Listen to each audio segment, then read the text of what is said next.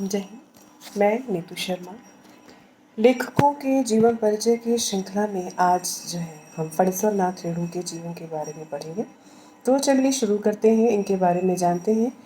फणीश्वर नाथ रेणु का जन्म जो है बिहार के पूर्णिया जिले के औराही हिंगना नामक गांव में हुआ था। उन्होंने 1942 ईस्वी के भारत छोड़ो स्वाधीनता आंदोलन में भाग लिया। नेपाल के राणाशाही विरोधी आंदोलन में भी उनकी सक्रिय भूमिका रही।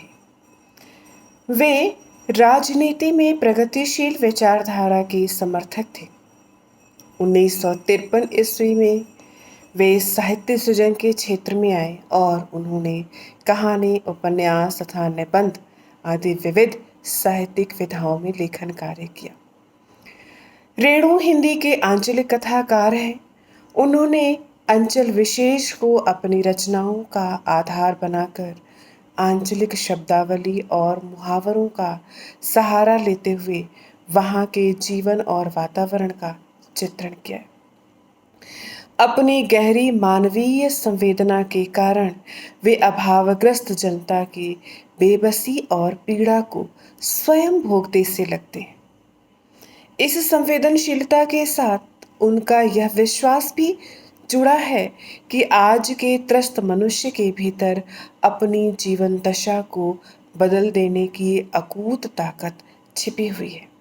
उनके प्रसिद्ध कहानी संग्रह हैं ठुमरी, अगिनखोर, आदिम, रात्रि की महक, तीसरी कसम उर्फ मारे गए गुलफाम।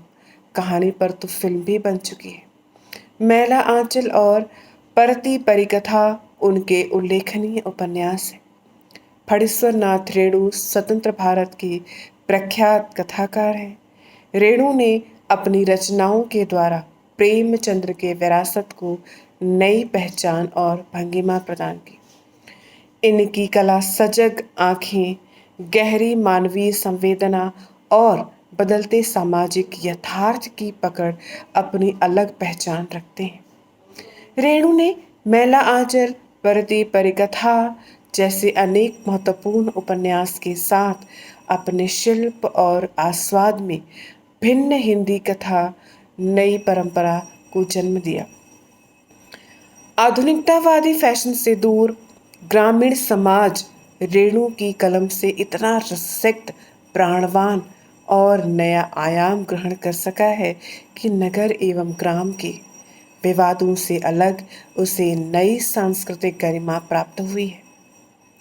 रेणु की कहानियों में आंचलिक शब्दों के प्रयोग से लोक जीवन में मार्मिक स्थलों की पहचान हुई है। उनकी भाषा संवेदनशील, संप्रेषणीय एवं भाव प्रधान है। मर्मांतक पीड़ा और भावनाओं के द्वंद्व को उभारने में लेखक की भाषा अंतर्मन को छू लेती है। तो आज के लिए बस इतना ही। अगली कक्षा में हम लेखक के अगले जीवन के बारे में, अगले लेखक के जीवन परिचय के बारे में जानेंगे। तब तक के लिए जय हिंद।